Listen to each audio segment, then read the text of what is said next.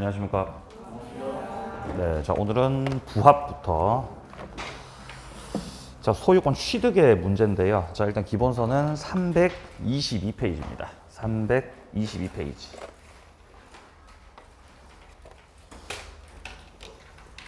자 현재 우리가 보고 있는 부분이 소유권 취득입니다. 소유권의 취득입니다. 취득. 자, 소유권이 취득이 되는 것도 결국 물권이 변동되는 거죠. 물권의 변동. 자, 그렇다면 물권의 변동은 크게 두 가지 갈래가 있습니다. 일단 법률 행위에 의해서 물권이 변동되는 게 있고, 그리고 법률 행위가 아닌 것들은 법률 규정들이죠. 법률의 규정에 의해서. 자 일단 뭐 행위 같은 경우는 뭐 별로 볼 게 없습니다. 계약을 하고 등기를 하면 소유권 취득을 할 수 있죠. 자 그래서 우리가 시험과 관련해서 그리고 우리 책에서 소개되는 부분은 바로 여기라는 겁니다. 법률 규정에 의한 취득입니다. 일단 대표적으로는 우리가 지난 시간에 했었던 취득시효가 있습니다. 취득시효. 요거 이제 지난 시간에 살펴봤고요. 자, 그리고 여기에 이어서 무주물 선점, 유실물 습득, 매장물의 발견. 자, 이런 것들이 있고, 자, 그리고 그 이후에 부합, 혼화, 가공. 이런 여러 가지 법에서 정해진 그런 요건들을 갖췄을 때 소유자가 될 수가 있다라는 겁니다. 자, 그리고 이것들의 공통점이 있어요. 취득 시효, 선점 습득 발견, 부합, 혼화, 가공. 이것들의 공통점은 전부 다 원시 취득이라는 겁니다.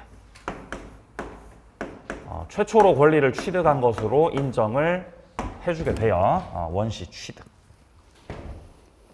자, 그러면 조문들 읽고 넘어가 보겠습니다. 322페이지 밑에 쪽부터 보시면은 252조의 무주물 관련된 내용이 나옵니다.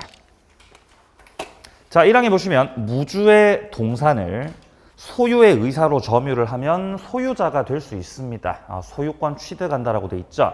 자, 여기서의 취득은 원시 취득에 해당됩니다. 예를 들면 바다 낚시를 통해서 물고기 낚는 거죠. 그게 대표적인 무주물 선점이에요. 자, 근데 2항입니다. 무주의 동산이 아니라 부동산입니다. 주인 없는 부동산은 선점의 대상이 될 수가 없습니다. 이것들은 국유로 처리가 되겠습니다. 자, 오른쪽으로 갑니다. 두 번째입니다. 파랑 색깔 2번 유실물 습득. 자, 253조를 보면 유실물은 유실물 법에서 정하는 바에 따라서 공고를 하고 6개월 내로 주인 안 나타나면 소유자가 안 나타나게 되면 습득자가 권리자가 될 수 있습니다. 역시 여기서도 무슨 취득이라고 돼 있죠? 원시 취득이라고 돼 있습니다. 자, 밑에 3번입니다. 매장물 발견 254조 매장물은 법률에 정한 바에 의해서 공고 절차 밟고 1년 내로 소유자가 권리를 주장하지 않게 되면 발견자가 소유자가 됩니다. 여기서도 역시 원시 취득이라는 겁니다. 자, 내려갑니다. 이제 04번에 보시면은 첨부가 나오고 있고 여기서 부합, 혼화, 가공 세 가지를 다루게 됩니다. 자, 뒤로 넘어가 보세요. 자, 324페이지로 와보시면은, 자, 중간에 이제 조문 박스가 나와 있습니다. 조문들 한 개씩 보고 넘어갈 건데, 자, 먼저 256조부터 보면은, 부동산에 부합한 물건의 소유권은 부동산 소유자가 취득을 하게 된다. 자, 여기서 말하고 있는 것은 뭐냐면은, 부동산과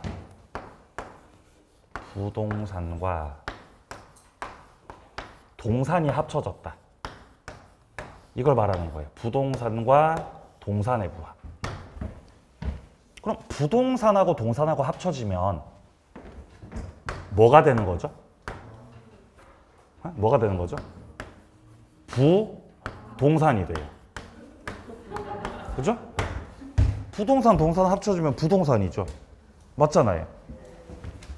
예를 들어서 부동산이 초가집이에요. 초가집. 부동산이 초가집. 초가집. 그리고 그 초가집에 다이아몬드가 박혀 있어요. 다이아가. 그럼 그건 초가집이에요, 다이아예요? 초가집이죠. 다이아 박힌 초가집이잖아요. 초가집 박힌 다이아가 아니라 다이아 박힌 초가집이 되는 거죠. 자, 그럼 여기서 만약에 초가집의 소유자가 갑이고 다이아몬드 소유자가 을일 때 부합된 초가집, 다이아 박힌 초가집은 갑 거다, 을 거다? 갑 거라는 거예요. 자, 설령 부동산의 가액을 이 동산의 가액이 초과하더라도 마찬가지입니다. 부동산 소유자께서 요 합성물, 요 합쳐진 물건의 소유자가 됩니다. 자, 근데 뒷문장에 이런 말이 나와요. 타인의 권원에 의해서 부속이 됐다면 그때는 부속시킨 자의 소유다. 예를 들어서 토지가 있는데요. 토지가 있는데 그리고 그 토지를 갑이 소유하고 있는데 갑이 소유하고 있는 토지에다가 을이, 자, 을이란 사람이 여기다가 무단식재를 하신 거죠. 무단식재를. 그냥 제 멋대로 나무를 심으셨어요. 나무를 심었다. 그럼 원칙적으로 이 수목은 토지에 뭐가 돼버리죠? 부합이 되죠. 이게 원칙이에요. 부합되는 것이 원칙입니다. 원칙. 자, 그래서 수목이 이렇게 부합이 돼버리기 때문에 결국 수목은 갑의 소유가 됩니다. 토지 소유자 갑이 가지게 돼요. 네, 이게 원칙이에요. 자, 그런데 을이 나무를 심었는데 이게 부합되지 않을 수 있습니다. 만약 을이 무단식재를 한 것이 아니라 정당하게 권원을 가지고 나무를 심었다면 이 경우는 부합되지 않습니다. 그럼 여기서 말하는 권원이 뭐냐? 토지 임차권일 수도 있고, 책에 나오듯이, 아니면은 뭐 지상권일 수도 있고, 전세권일 수도 있고, 다양하죠. 이것들은 전부 다 토지 사용권들을 말을 하는 것이고, 이런 권리를 가진 채로 나무를 심은 것이라면은 이때는 부속시킨 자의 소유가 되기 때문에 부합하지 않아요. 부속이 됐다고 표현합니다. 부속됐다. 자, 그러면 부속이 된 것이라면은 이거 갑소유다, 을소유다? 을소유라는 거지. 을소유라는 거지. 자, 권원이 있을 때는 수목이 부합하지 않는다. 수목이 부합되지 않는 경우 또 있죠? 또 어떤 경우 부합이 안 돼요? 맞아요. 명인방법이요. 울타리를 받고 편말을 박았을 때 부합이 되지 않습니다. 자, 그리고 또 있죠. 어떤 방법을 통해서? 예, 맞습니다. 임목법에 따라서 등기했을 때. 그래서 이렇게 권원을 가지고 있는 경우와 명인방법과 임목등기, 이 경우가 부합되지 않는 경우다 이 말이에요. 내려가세요. 257조. 동산과 동산이 부합됐습니다. 훼손하지 않으면 분리할 수 없거나 분리에 과다한 비용을 요할 경우에는 합성물의 소유권은 주된 동산 소유자에게 속한다라고 되어 있죠. 자, 우리가 아까 앞에서 봤던 것은 부동산과 동산의 부합이었어요. 부동산과 동산. 근데 지금 나오고 있는 건 동산과 동산이라는 거죠. 동산과 동산끼리의 부합이다. 그럼 동산끼리 합쳐지면 뭐가 되는 거예요? 예? 동산이요. 그죠? 동산이잖아요. 근데 이게 부합물인 거죠. 부합물. 그렇죠. 합쳐진 거. 일단 동산과 동산끼리 합쳐졌을 때 원칙은 주된 동산 소유자가 합성물을 가집니다. 주된 동산 소유자. 그게 원칙이죠. 근데 셋째 줄에 보시면은 부합한 동산에 주종 구별을 할 수가 없다. 그런 경우는 부합 당시 가액 비율로서 공유를 하게 되겠습니다. 그리고 이와 관련된 257조가 밑에 258조의 혼화, 여기에 그대로 준용이 되겠습니다. 혼화라고 하는 건 완전히 섞여서 분리가 불가능한 상태를 말하는 거예요. 예를 들어 갑이란 사람이 양주를 가지고 있어요. 양주를. 근데 을은 이제 콜라를 가지고 있었던 거지. 그럼 양주하고 콜라하고 섞으면 뭐가 돼요? 섞으면 뭐가 되는 거죠? 양주가 되는 거잖아요. 그걸 콜라라고 하지 않아요. 그죠? 콜라 섞인 양주가 된다라는 거죠. 그러면 이 합성물, 콜라 섞인 양주는 갑 거다, 을 거다? 갑소유라는 거죠. 왜냐면 콜라가 주라서 양주가 주라서. 양주가 주라서 갑이 가지게 된다 이 말이에요.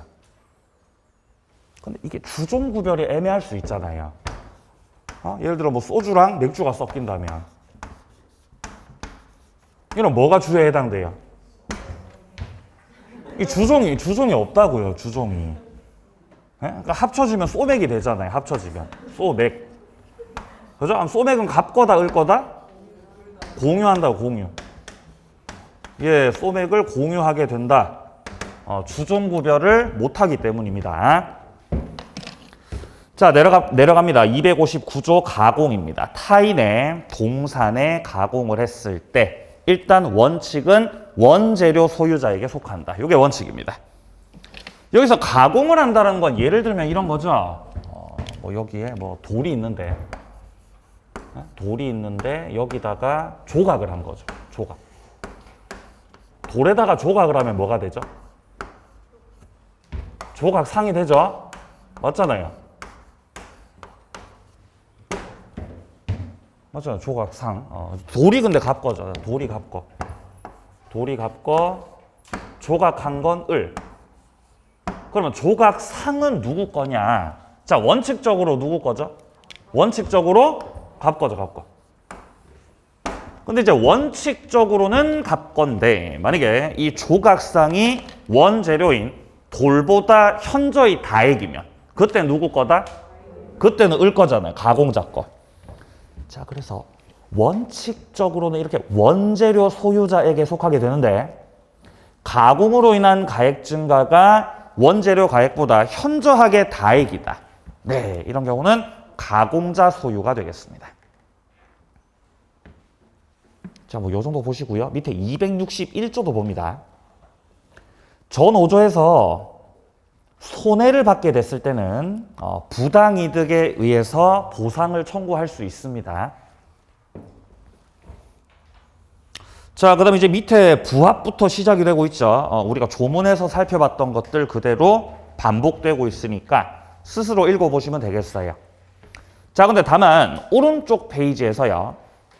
아래쪽 양괄호 4번 부합물의 소유권 귀속에서 밑에 쪽에 증축이 나오고 있습니다. 증축.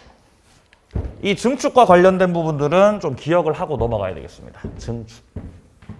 자주 출제가 되기 때문이죠. 예.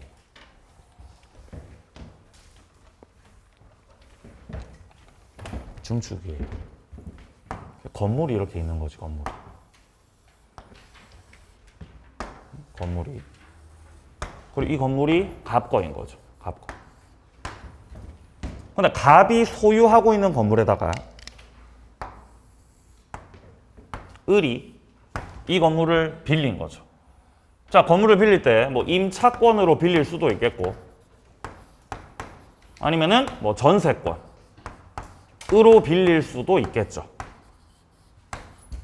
을이 임차권을 가지든 전세권을 가지든 을은 이 건물에 대해서 사용권을 가지게 된 거고 이렇게 건물을 사용하던 을이 여기다가 증축을 하신 거예요. 이렇게 증축. 그럼 과연 저 증축된 부분은 갑의 것이냐 을의 것이냐 이게 이제 상황 따라 달라지죠. 자, 만약에 저 증축된 부분이 설치한 건 을이지만 증축된 부분이 기존의 건물의 구성 부분이 되어버렸다. 증축된 부분이 기존 건물 구성 부분이 되었다라는 것은 독립성 있다는 거다, 없다는 거다? 독립성 없다는 거죠. 그럼 독립성이 없으면 이걸 뭐라고 부르죠? 부합물이라고 부르죠. 자, 그러면 부합물이 됐으니까 이 경우 증축된 부분은 갑 거다, 을 거다? 갑 거죠. 갑의 소유가 되죠. 맞아요. 자, 이렇게 합쳐지면 갑의 소유가 되는 것이지만 만약에 증축된 부분이 기존 건물의 구성 부분이 되지 않아서, 즉 독립성을 갖추고 있으면 이 경우는 부합물이라고 하지 않고 부속물이라고 하죠. 그럼 이렇게 부속물에 해당되는 경우는 누구의 소유가 되느냐? 을 소유가 된다는 것이에요. 이렇게 쪼개지는 거예요. 부합과 부속으로. 설치한 건 을이지만요. 쪼개진다. 자, 그러면 부속물일 때는 자연스럽게 을의 소유이기 때문에 계약이 종료되고 나면 부속물에 대해서 뭐를 청구할 수 있어요? 예, 맞습니다. 매수 청구할 수 있죠. 부속물 매수 청구를 할 수 있습니다. 느낌 괜찮은데요? 매수 청구할 수 있죠. 근데 부합물의 경우는 매수 청구를 할 수가 없죠. 왜냐하면 갑거잖아요. 이미 갑건데 내가 팔겠다라고 청구하는 거는 논리적으로 말이 안 되죠. 그럼 돈을 받아요, 못 받아요? 돈을 못 받습니까? 뭘로 청구해야 돼요? 그렇죠. 유익비 청구입니다. 자, 이 경우는 유익비를 청구하게 되겠습니다. 부합이 됐을 때. 네, 부합됐을 때 비용으로서 청구를 합니다. 자, 그래서 지금 현재 단락 동그라미 1번에서 임차인이 임차한 건물에 권원에 의해서 증축을 시켰을 때 증축된 부분이 부합으로 인해서 기존 건물의 구성 부분이 되었다. 이러면 독립성 없다는 거죠. 이 경우는 부합물로서 증축된 부분에 별개 소유권 속할 수 없고 부동산 소유자한테 속합니다. 자, 근데 반면에 증축된 부분이 구조상 이용상으로 기존 건물과 구분되는 독립성이 있을 때는 그때는 구분 소유권이 성립해서 독립한 소유권 객체가 된다는 거죠. 이러면 이걸 부속물이라고 한다는 겁니다. 자, 뒤로 넘어가세요. 자, 뒷페이지에 나오는 것들은 전부 다 우리가 이전 물권 총론 파트에서 다 살펴봤던 것들입니다. 반복이 되고 있으니까 따로 보지 않겠습니다. 넘어가세요. 자, 뒤에 가공, 아까 설명드린 그대로입니다. 넘어가세요. 자, 그럼 이제 소유권 파트 마지막으로 바로 갑니다. 자, 공동 소유가 나오고 있는 336페이지로 오시면 되겠어요. 336페이지.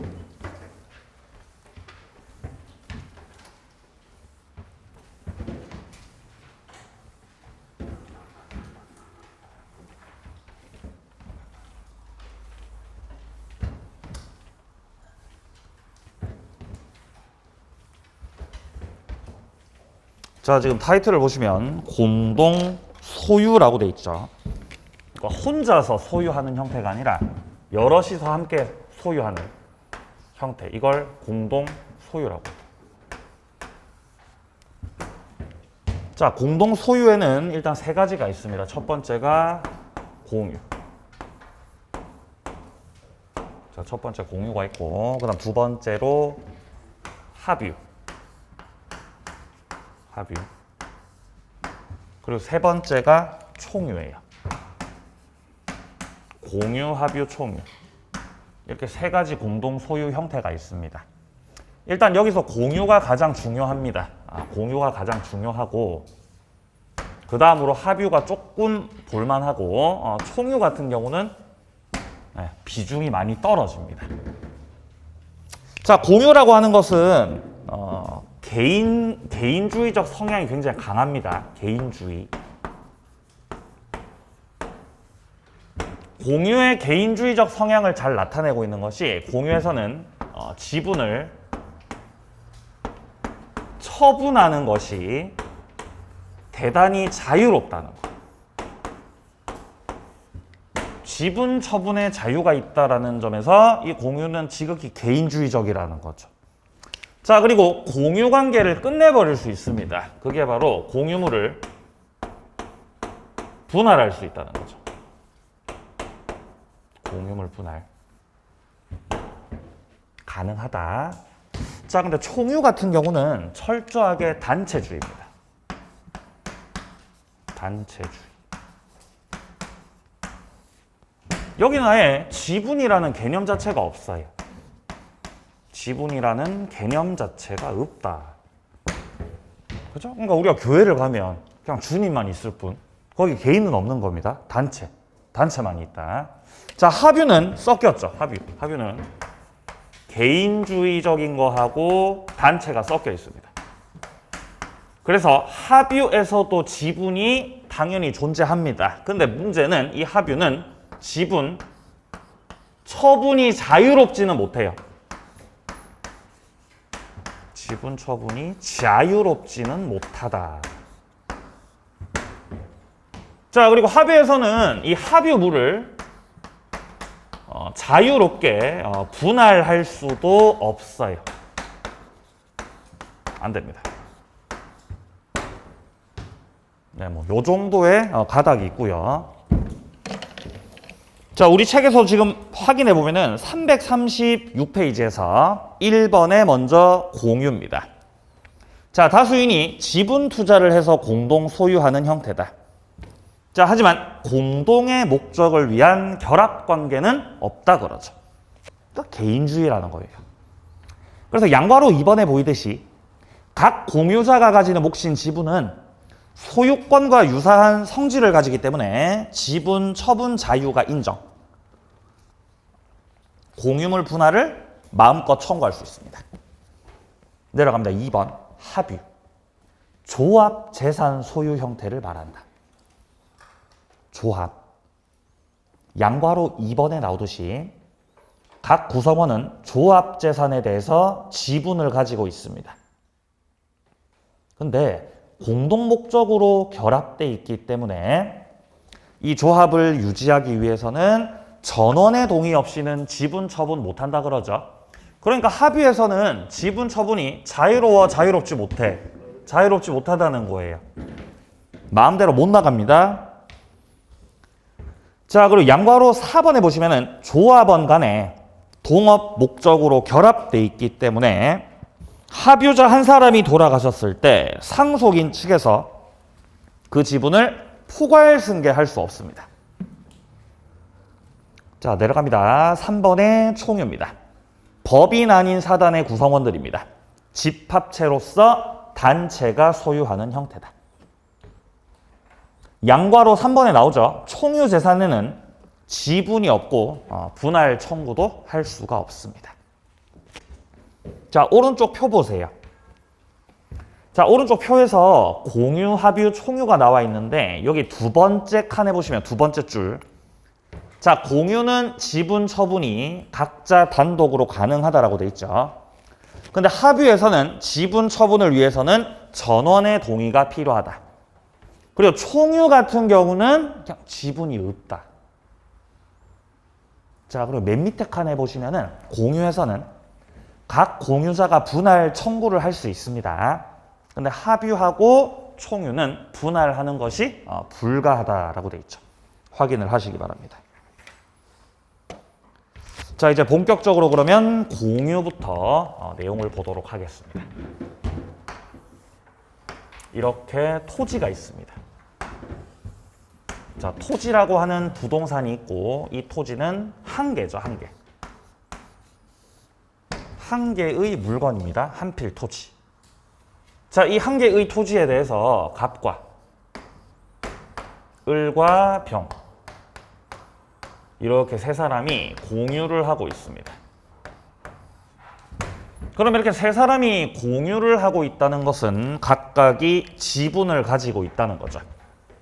자, 그러면 갑이 가지고 있는 지분이 3분의 1이라면 갑의 지분은 공유물 어느 곳에 국한되어 있지 않고 다 퍼져서 이 공유물 전체에 퍼져서 갑의 지분이 존재하고 있습니다. 자, 그것은 다른 공유자들도 마찬가지입니다. 을의 지분이 3분의 1이라면 을의 지분도 이 공유물에 다 퍼져서 존재하고 있다는 거죠. 그럼 병의 지분은요? 병 지분도 마찬가지예요. 병의 지분이 3분의 1이라면 병의 지분도 싹 퍼져서 존재하고 있다는 겁니다. 네, 요 그림이 공유의 모습을 가장 잘 나타내고 있는 것입니다. 자, 여기서 만약에 병이 자신이 가지고 있는 3분의 1 지분, 너네들하고 이제 같이 하기 싫어. 그럼 이 지분을 뭐 해버릴 수 있다고요? 처분해버릴 수 있다는 거죠. 지분을 처분할 수 있다. 처분이 자유롭다. 갑이나 을의 동의를 받을 필요가 없습니다. 내가 지분 팔고 빠질 수 있다는 뜻이죠. 자, 근데 여기서 처분한다는 건 지분을 다른 사람한테 양도하겠다. 양도하겠다 뿐만 아니라 지분을 포기하겠다. 혹은 지분에다가 저당권을 설정하겠다. 이런 세 가지를 다 묶어서 지분 처분에 자유가 있다라고 표현하는 겁니다. 그러니까 처분은 한 개만 가리키는 게 아닙니다. 양도, 포기, 담보 설정. 이 세 개를 묶어서 뭐라고 한다고요? 처분이라고 한다고. 그러니까 병이 양도하거나 포기하거나 저당권 설정을 할 때 나머지 갑이나 을의 동의를 전혀 받을 필요가 없이 그냥 자유롭게 하실 수 있다는 겁니다.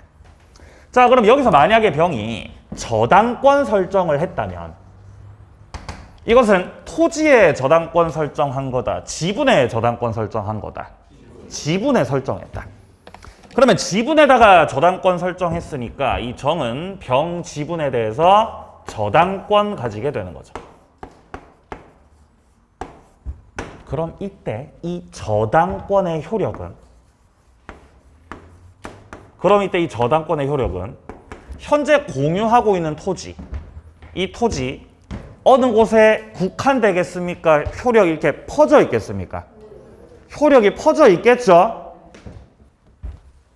얘는 지금 지분을 저당 잡고 있고 그 지분의 효력이 국한돼 있으니까 퍼져 있으니까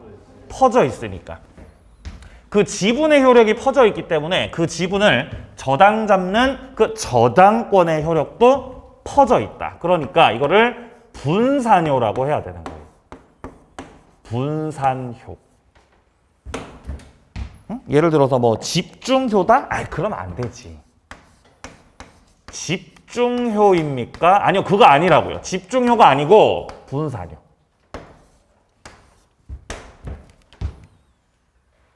그럼 여기서 공유하고 있었는데 갑하고 을하고 병하고 이제 분할할 수도 있잖아요. 우리 이제 분할해. 자, 그래서 여기를 갑소유. 을, 병 소유로 합시다. 자, 이렇게 공유물을 분할했다면 이제는 저당권 효력이 퍼져 있어야 되겠어요? 집중이 돼야 되겠어요? 집중이 돼야 되겠죠? 자, 우리 판례는 어떤 입장을 가지고 있었냐? 자, 판례 입장을 한 개 보고 본격적인 공유의 세계로 들어가도록 하겠습니다. 자, 페이지는 348페이지입니다. 348페이지. 자, 위쪽에 핵심 판례가 두 개가 있잖아요. 거기서 위에 판례 보세요. 동그라미 1번. 저당권은 종전의 지분 비율대로 분할된 두 필지 전부 위에 종전 지분 비율로 그대로 존속한다라고 되어 있죠. 자, 그대로 존속한다는 거는 집중이 되지 않고 그 효력은 여전히 분산돼 있다. 효력은 퍼져 있다. 이 말입니다. 자, 그러니까 애초에 이 저당권의 태생은, 이 저당권의 시작은 지분을 저당 잡고 있었던 거기 때문에, 그리고 그 지분 자체가 이렇게 퍼져서 존재하고 있는 것이기 때문에 그 저당권의 효력은 공유물이 분할되더라도 분산된다고 집중된다고? 여전히 분산이라고요. 그 말을 하고 있죠? 둘째 줄에 나오잖아요. 담보권 설정자 앞으로 분할된 토지 부분에 집중되는 것이 아니다 라고 돼 있죠. 그러니까 분산요구나 라고 잡으시면 되겠습니다. 자, 요까지 보시고요. 자, 이제 다시 앞으로 돌아오세요. 337페이지로. 자, 밑에 쪽에서 조문을 확인하면서 넘어갈게요. 먼저 262조입니다. 자, 1항에 보시면 물건이 지분에 의해서 수인의 소유로 됐을 때 이걸 공유로 한다. 2항, 공유자 지분은 균등한 것으로 추정한다. 지분이 불분명할 수가 있겠죠? 누가 얼마만큼 지분 가지고 있는지가 불분명하다고요. 이렇게 불분명할 때는 일단 뭐인 걸로 추정? 균등한 걸로. 균등한 것으로 추정하겠다. 균등 추정입니다. 넘어가세요. 자, 338페이지로 옵니다. 자, 네모 2번을 보세요. 공유 지분입니다. 263조를 보면 공유자는 지분을 처분할 수 있다. 지분 처분 자유. 자, 그리고 공유물 전부를 지분 비율로 사용 수익할 수 있다라고 돼 있죠. 자, 그러니까 공유물에 대해서 사용 수익을 할 때는 사용하고 수익하고 할 때는 뭐에 따라서 사용 수익한다는 거죠? 지분 비율로. 지분의 비율로 사용 수익을 한다는 거죠. 이 지분 비율로 하는 사용 수익에서는 주로 이 돈과 관련된 것들이 나와요. 돈. 그렇죠? 뭐 임대료라던가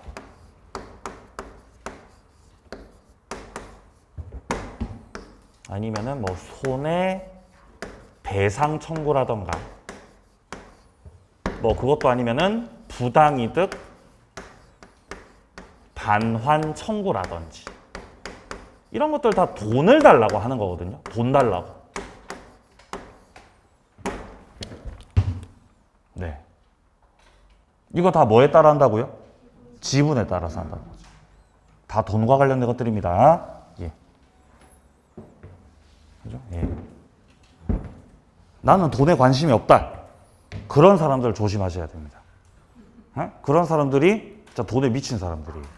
난 돈에 관심 없어요. 이런 사람도 있잖아요. 네, 사실 그게 저였어요. 자, 그래서 돈과 관련된 것들은 뭐에 따라서 한다고요? 지분 비율에 따라서 한다는 거지. 그러니까 지분이 많은 사람이 수익도 많이 가져가는 겁니다. 자, 내려갑니다. 267조입니다. 공유자가 지분을 포기하거나 상속인 없이 사망했죠. 그러면 다른 공유자에게 지분 비율로 귀속이 됩니다. 만약에 상속인이 있으면 지분이 상속이 되겠지만 지금 상속인 있어 없어? 상속인 없잖아요. 그러니까 지분이 어떻게 된다고요? 다른 공유자한테 귀속된다고요. 자, 공유 지분 보세요. 자, 지분의 뜻은 자, 소유의 비율을 지분이라 그래요. 비율을 지분이라고 합니다. 네, 뭐 나머지는 별로 볼 거 없어요. 오른쪽 갑니다. 2번, 파란색 2번. 지분 처분. 처분이 자유롭다는 거죠. 자, 그리고 셋째 줄에 보시면 양도, 담보 제공, 후기 나오죠? 이거 다 묶어서 뭐라고 해? 다 묶어서 처분이라고 한다고. 자유롭다고요. 자, 그리고 양괄호 2번에 나오잖아요. 공유자 한 사람이 딴 공유자 동의 없이 지분에다가 저당권 설정하는 것도 유효다. 왜냐하면 이것도 처분이기 때문에. 자, 밑으로 내려갑니다. 네모 3번으로 내려갑니다. 공유자 사이 법률 관계들이 나오고 있죠. 자, 여기서 이제 시험에서 많이 물어보는데요. 일단 첫 번째로 먼저 자, 책 순서대로 할까요? 자, 우리 책에서 지금 먼저 263조는 아까 봤던 거죠. 264조를 보게 되면 공유물 처분, 처분 행위 그리고 변경이 나오죠.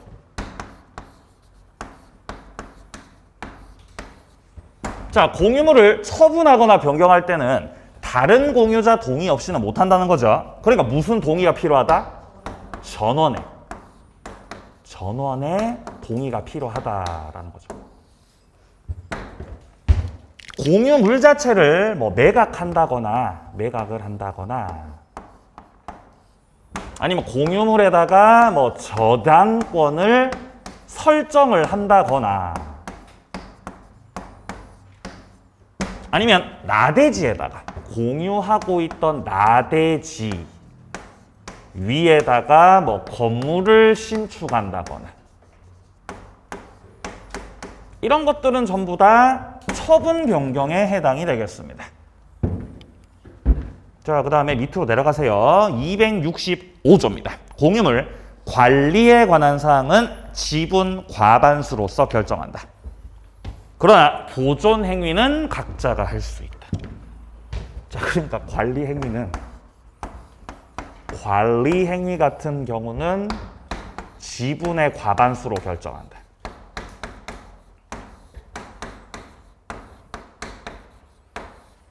근데 보존 행위는 공유자 각자가 단독으로 할 수 있다. 일단 지분 과반수로서 결정하는 이 관리 행위 같은 경우는 주로 이제 임대차 계약 체결, 공유물에 대한 임대차 계약을 체결하거나 혹은 체결했던 임대차 계약을 해지하거나 이런 것들이 전부 다 관리 행위가 됩니다. 그리고 각자가 단독으로 하는 보존 행위는 물권적 청구권으로 시험에서 출제가 되죠. 물권적 청구권.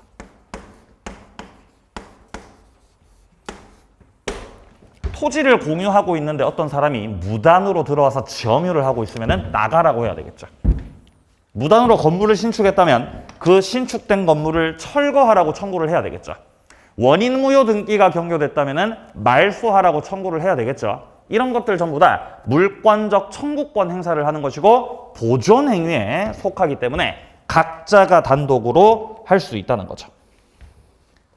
자, 밑에 266조 보세요. 1항에서 공유자는 지분의 비율로 관리 비용 기타 의무를 부담한다라고 하죠.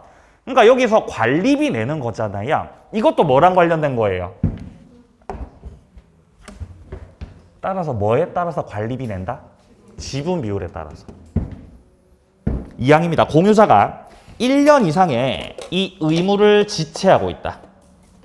그러면 다른 공유자는 상당 가액으로서 지분을 매수해버릴 수 있습니다. 여기서 지분을 매수한다라는 거는 나가라는 거죠. 쫓아내버리는 거죠. 지분을 사서. 자, 뒤로 넘어가세요. 자, 340페이지로 옵니다. 자, 2번부터 봅니다. 2번 보존 행위가 나오고 있습니다. 보존 행위. 자, 보존 행위는 현상 유지하는 행위를 말하는 거죠. 양과로 1번에서는 제3자가 침해를 하는 경우고, 그리고 양과로 2번에서는 공유자 중 한 사람이 침해를 하고 있는 경우입니다.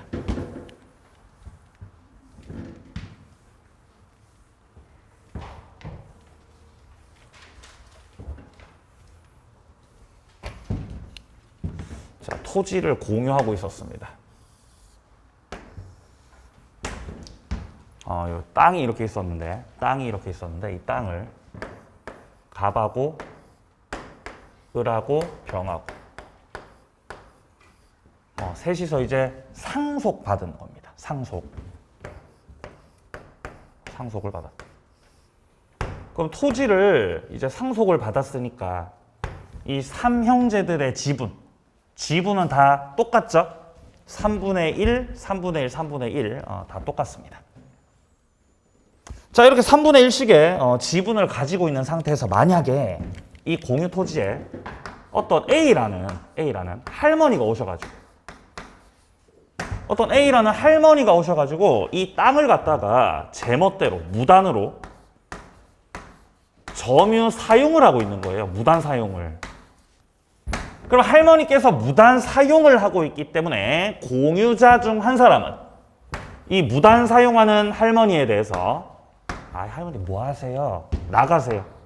나가시라는 취지로 물권적 반환 청구. 당연히 할 수 있어요, 없어요? 당연히 할 수 있죠. 이게 무슨 행위라고요? 보존 행위라고요. 보존 행위. 그리고 할머니가 무단 사용하신지 지금 6개월 흘렀으니까 사용료도 가지고 오세요. 사용료 청구. 할 수 있다, 못한다? 할 수 있겠죠. 단 사용료 전부를 달라고는 못하겠죠. 얼마만큼 달라고 하죠? 지분만큼. 그게 얼마예요? 3분의 1만큼. 그죠? 3분의 1만큼에 대해서 사용료 청구를 할 수 있다는 거예요. 자, 여기서 사용료 청구하는 게 바로 무슨 행위에 해당되죠? 돈과 관련된 사용수익에 해당이 되겠습니다. 지분 비율. 만약에 이 땅이 그 주변 시세를 고려했을 때 월세가 300입니다. 월세 300. 월세 300인데 할머니가 한 달 동안 무단 사용했다고 가정을 해보세요, 그러면. 그럼 병 같은 경우는 사용료 달라고 청구할 때 얼마를 청구할 수 있다고? 100만 원 청구할 수 있다고요. 지분만큼에 대해서. 근데 여기서 끝이 아니었다는 거죠. 이 할머니가 서류를 위조해가지고 자기 명의로 등기를 해놓은 거예요. 무서운 할머니네요. 그럼 이 등기 유효해요, 무효해요? 네, 원인 무효 등기죠. 이 원인 무효 등기에 대해서 야! 말소시켜. 말소 청구할 수 있어, 없어? 있죠.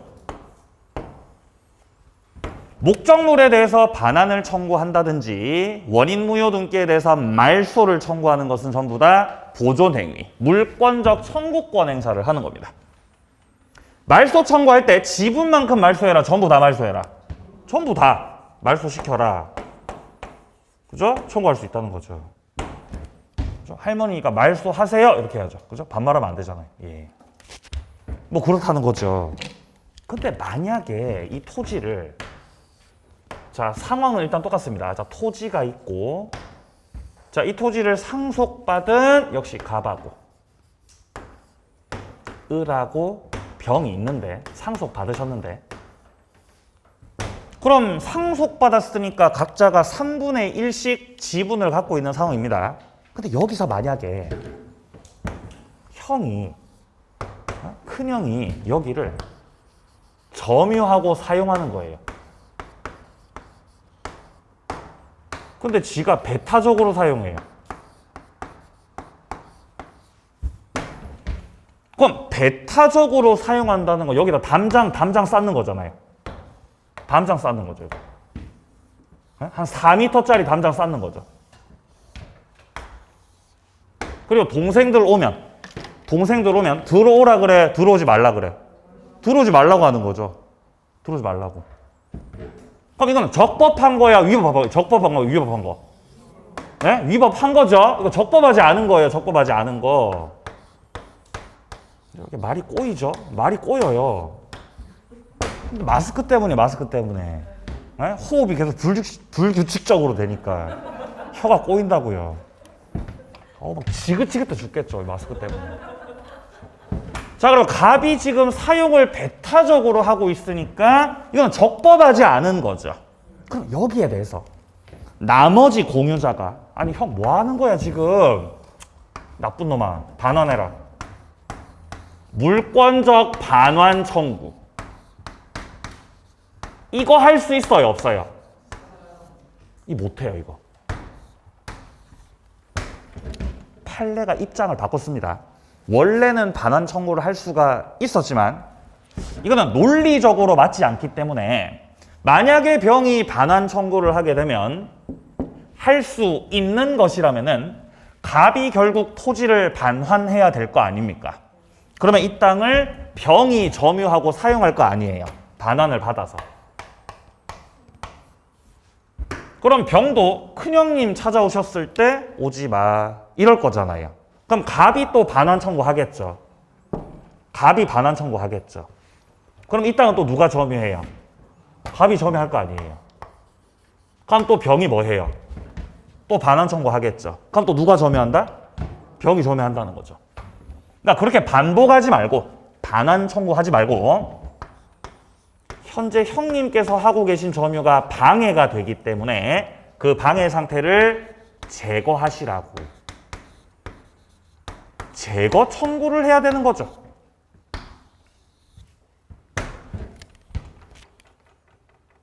자, 그럼 여기서 만약에 큰형님이 동생들한테 야, 너네 인감증명서 좀 가지고 와.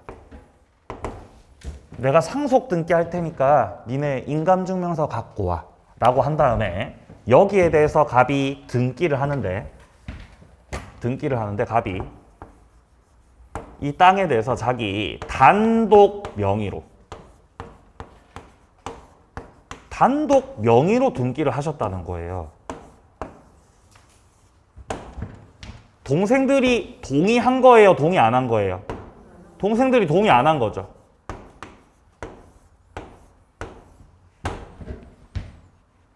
그럼 여기에 대해서 이 동생이 형 왜 네 명의로 다 했냐 이 나쁜 놈아.